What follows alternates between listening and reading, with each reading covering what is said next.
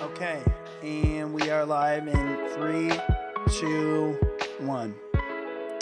Welcome to the Aspiration Avenue, a videocast empowering entrepreneurs on their path to success. I'm Austin. And I'm George. And welcome to the show. So today we are going to be talking about emotional intelligence as a leader. Pretty important topic. And George and I feel that this is going to be really valuable for a lot of you who kind of struggle with leadership in their business or even connecting with your customers. So getting us started, George, why is emotional intelligence so important for business success? Having control of one's emotions, aka emotional intelligence, can mean the difference between resounding success and preventable failure. There's a saying, it's used in negotiations, but I think it applies at all times. The first person to get emotional loses. And the emotions that we're talking about in terms of getting emotional are negative emotions: jealousy, anger, envy, etc. Greed is another one. So that if you setting those aside, a business owner increases the chances of success, but having them, allowing them to find their way into your interactions with another person or other people, it's a recipe for disaster. I couldn't agree more. Even applying in marketing and emotional intelligence across, with your customers, with your employees, even, if you're somebody who has a partner, with your partners, with your family, balancing work life and personal life can be incredibly important. And so having the ability, like you said, to control your emotions is abundantly important. I really like the point you made about the first to get emotional loses. I can't think of one time during a negotiation or haggling over price with a client where letting yourself become emotionally elevated, or letting myself has become emotionally elevated has benefited me in that process. It never does. A big thing I always ask myself is like, what do you have to gain by doing that? And so I think that this is a really, really good topic for us to cover today. A footnote, if I may do so, in negotiations, there is a ploy, and these are knockdown, drag out negotiations. There is a ploy that one side will feign anger in order to provoke the other side to actually become emotional. So, emotional intelligence, especially during negotiations, is to maintain, to be calmness, be the calm among chaos, and to be that still as a mirror mountain pond, no matter what the other side says. When that's done, there's a greater chance for success. I think you bring up an interesting case for sure in the sense of like in negotiation, people who are master negotiators in a sense have almost weaponized emotional intelligence on their behalf. And you bring up one of those cases where like it could be even more nuanced than that, right? Where you don't necessarily have to employ it in a manipulative way, but like when you lose control of your emotions, now you don't have the ability to promote emphasis where you want emphasis to be held. Now you are no longer in control of your vocal inflections, and you can't properly connect with the other person in the way that you want to, which should always be the goal of any exchange, communication in a business setting. So yeah, I think even at a more subtle level, below weaponization, there's so many levels to leadership that require this in the same sense. So I totally agree. What would you say are some situations where, beyond negotiations, where you feel that emotional intelligence is critically needed? I think for me, coaching employees. So one of the best practices I think that we've put in at the marketing agency is having one-on-ones with each and every critical, person on the staff to understand how are you feeling? Is there anything personal outside of work that is really affecting you? Is there any way that we can help you? Is there any area where you're looking to develop yourself further? And so sometimes in these conversations, you hear things that you don't want to hear. You in your first gut instinct is to become very emotional about it or to defend yourself, but this is a very like specific time that's employed to help that person air their grievances. It's not about you. It's about them. It's about helping them develop. It's about making their voice feel heard. So in order to facilitate that conversation correctly, you have to check your emotions at the door and employ that emotional intelligence to understand how is that person feeling, and you're listening to not to respond, but you're listening to understand. And the only way that you can kind of attack that is if you were in total control of yourself and your faculties. You One of the things you just said spawned a memory, and that was leaving your emotions at the door. Uh, Many times when I'm working with a business owner, and depending on the size of the company, I become a temporary member of the board of directors. Well, this occurred a handful of years ago. I was sitting, and what's supposed to be a 1 hour meeting quite often turned to a 3 hour meeting or longer. Why? Motions flying back and forth. So after the first bunch of meetings that I attended, I got a hand basket and piece of paper and a pen for everybody, and I passed them out and asked them to write emotions, my emotions, on the piece of paper, folded up. I literally walked around the table, gathered all their my emotions slips.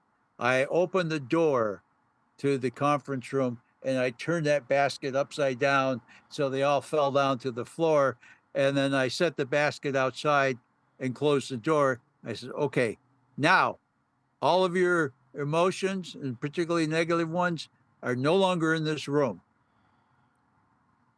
After the minimal shock and awe effect of having done that, they agreed that and they started policing one another, which was an interesting outcome. Started policing meaning they're gauging each other. If somebody started going off on a tangent, an emotional tangent, that one of the other people there brought him back. So it is, yes, leaving their negative emotions at the door. Now, regarding emotions, there is one more comment I'd like to add. And some people say, well, I sympathize with employee one or employee two for what they're going through. Well, sympathy can actually be a negative emotion. Empathy is a positive emotion. There's a saying, when you sympathize, you're part of the problem. When you empathize, you're part of the solution. I like that. Your story very much reminded me of, and I'm sure you're familiar with this, George, that the concept of the debate triangle, right? And how whether you're consciously or unconsciously practicing it, people who have mastered the different levels have the ability, like you said, to weaponize and invoke the emotions of others. But it's interesting how just in the natural course of events, things tend to progress down from starting at refuting the central point with constructive criticism to quickly responding to tone, engaging in ad hominem attacks against, the other parties present. So I think it was interesting how you shared that story with the exercise that you did with the basket and kind of corralling everybody back and getting them in place. So my question is, like, that's one of I'm sure many techniques that you have in your arsenal. What are some other ideas on or patterns that you see where we can employ these to ensure that emotional intelligence is assured in a particular setting? Well, to say it nicely, listen more, talk less. And there's times where the best thing you can do to help things out is to shut up, and take lots of notes and to hear what's not being said. It's called active listening. It's something that's also applied in public speaking. So say somebody is yeah, yeah, yeah, yeah, yeah, yeah, yeah, right? For no other reason than they're in that type of a mood. Well, one way of causing the emotions of the negative emotions of the moment is to be lowered, is to voice for them what their feelings. One could say if somebody went, yeah, yeah, yeah, sounds like somebody's having a rough day. Is there anything anybody here would like to share with the rest of us that we might be able to help with? Could be the rough day, could be somebody had a flat tire and had to call Uber to get into work. So now they got to deal with the getting a flat tire taken care of, whereas somebody else sitting at the table may have a next door neighbor or relative that's got a tow truck and sells tires, and problem minimized and to be solved. And that's where the person being the business leader, the leader of that particular conversation, engaging in active listening and hearing what's not said and voicing it for them, that can be a way of reducing the tension of the moment. And then when that's done, using some sort of humor, and which can be safe humor. Not, you know, there are two guys walk into a bar type. No, no, no, not that. But it could be, well, hey, there are three tires that were good, so 75% positive, or something. Corny humor quite often can help in the moment as well, because another saying, humor prevails when logic fails. So when it comes to uh, being in the moment and helping reduce some of the tensions, when somebody's emotional, they're not being logical, but humor can break the tension of the moment. George, Appropriate humor can take. George, you always constantly have the quirky humor on tap. You know, it's always a joke for this, a joke for that. Really, it does a lot to control the direction of the conversation or to like debunk, heightening emotions. I've seen you employ it many a time in meetings that we've been on together. So, Well, thank you for your kind words. Safe humor, safe appropriate humor, for me is one, corny.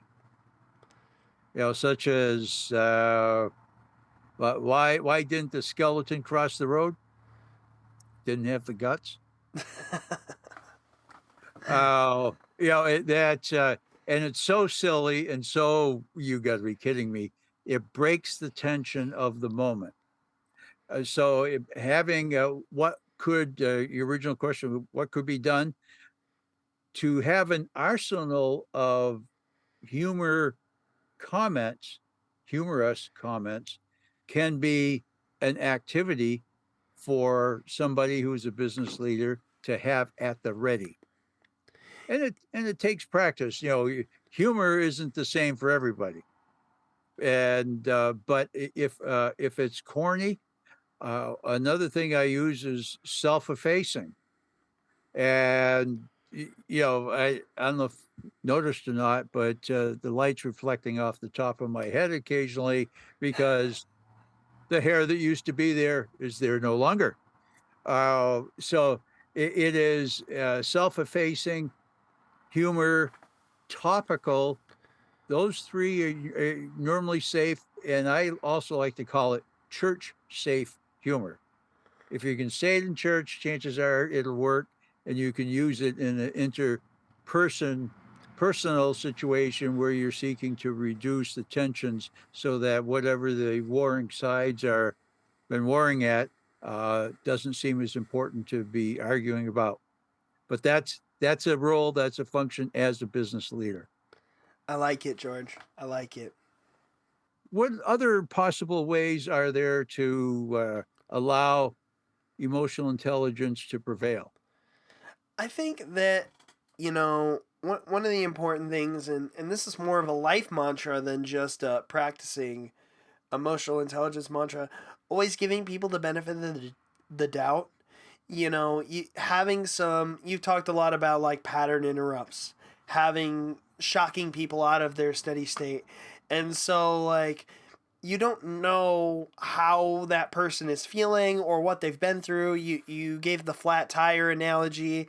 Like, everybody has their own strife and struggles that they go through, and we're human, not machines, right? So no one is ever coming in to usually a meeting with a single track mind, completely and wholly focused on that one thing. So I think it's important to give people the benefit of the doubt, understand where they're coming from until the facts become known, right? You have to understand that that person has a unique situation, and you don't want to come in with, a conflicting agenda out the gate.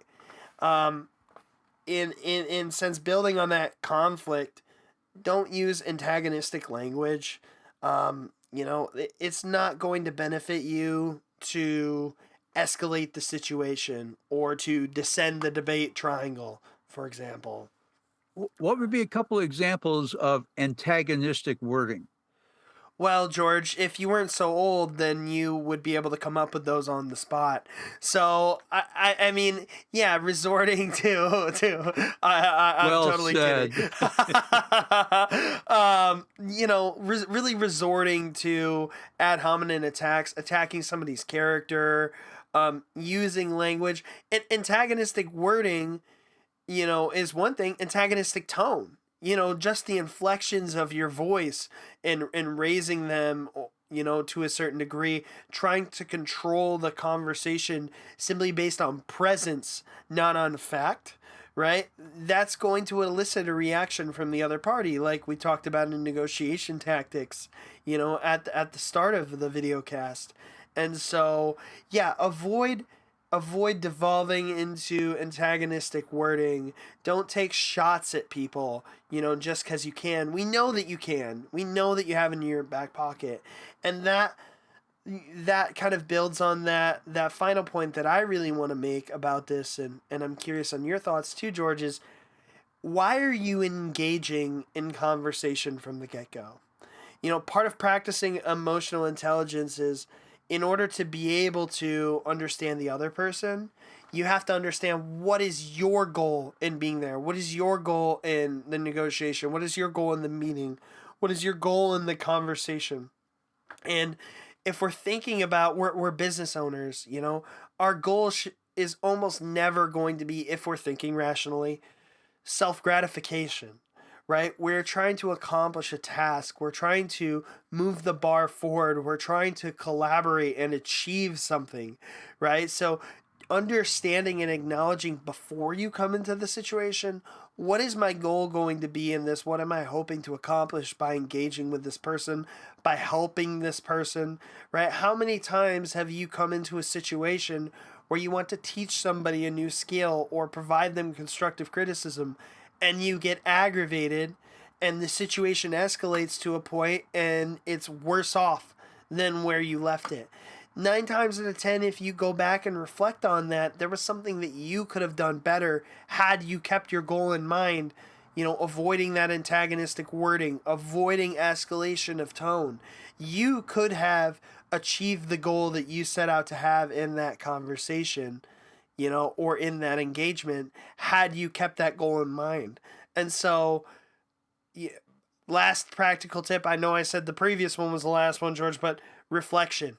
You know what I mean? Come back and say, did I do a good job? Did I handle that the way that I wanted to handle it? Yes, the other parties, yes, our customers can be eternally frustrating. Yes, our coworkers and our employees can, they're not always going to deliver to our expectations. We have high expectations generally as entrepreneurs, and so we have to look introspectively and understand what is it that we could have done better in that situation to achieve the outcome we were looking for, the goal that we were looking for. That is the key to mastering emotional intelligence and using it for your benefit.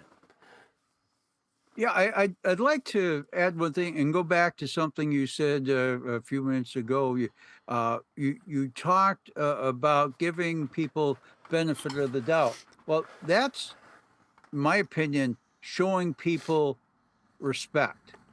Is you're hearing them out, but also, we were talking about if you can voice their feelings. There's John, or pardon me, Daniel Goleman wrote the original book, Emotional Intelligence. He's written a number of other books that fit certain industries or categories.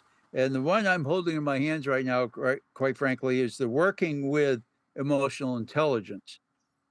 And on uh, page 183, it says, remember, knowing how someone feels does not mean agreeing with them, but cutting off empathy to hold a hard line can lead to polarized positions and deadlocks. So, and that kind of interweaves with, like you were saying before, using non antagonistic wording. Uh, I learned that lesson a whole bunch of years ago, where there was somebody who I've known for many, many years that uh, they were getting under my skin because we weren't really agreeing on stuff. I came across something that was similar to that, and I started saying, "Well, I understand how you feel that way," and it was a sincere comment. I understand why, because well, one of the two of us is crazy, but no, that being respectful. I withdraw that comment, Your Honor. Um, that being respectful is sometimes it's what if somebody says something that might be negative emotional inducing, but you being a leader who's exercising emotional intelligence, is you can say something like, help me understand what you meant by what you just said. Right now, let's say that the other side unleashes a personal verbal attack. Again, the mountain pond, right? You maintain that emotional intelligence, and you just sit there, and the reaction is, help me understand why you might happen to be, regardless of the reason for you interacting with the person, the first person they come across by having received a phone call, may have been just told the family member passed, may have been told the doctor called, oh, by the way, your feet are okay, but your heart's no good. There's all types of things, and goes back to the benefit of the doubt. And, what it looks like, you just got a phone call or something just happened. Is there something I can do to help? Or what can I do to help? And you're helping them feel the way through the moment. And, somebody may, oh boy, you wouldn't believe what, the phone call I just got, or whatever the circumstances are. And because you're going back and acknowledging the way that they feel, but and maybe you divert the conversation for a moment or two to help them bring them back to the emotional intelligent direction that you want the conversation to go in. Many things that can be done, and you and I have been mentioning some tools that can be used. Do they need to be used in all circumstances? Absolutely not. Just like if you want to drive a nail through two pieces of wood, a wrench is of no value. Likewise with a screwdriver, but a hammer might be just the tool you need. And so one of these things that the only way may be helpful, and the only way to develop that is to use them. And will it work perfectly all the time? No way. But if you attempt to use it, anybody who's listening attempts to use some of these tools that we've shared, they increase the chances that that motion of the moment will reduce.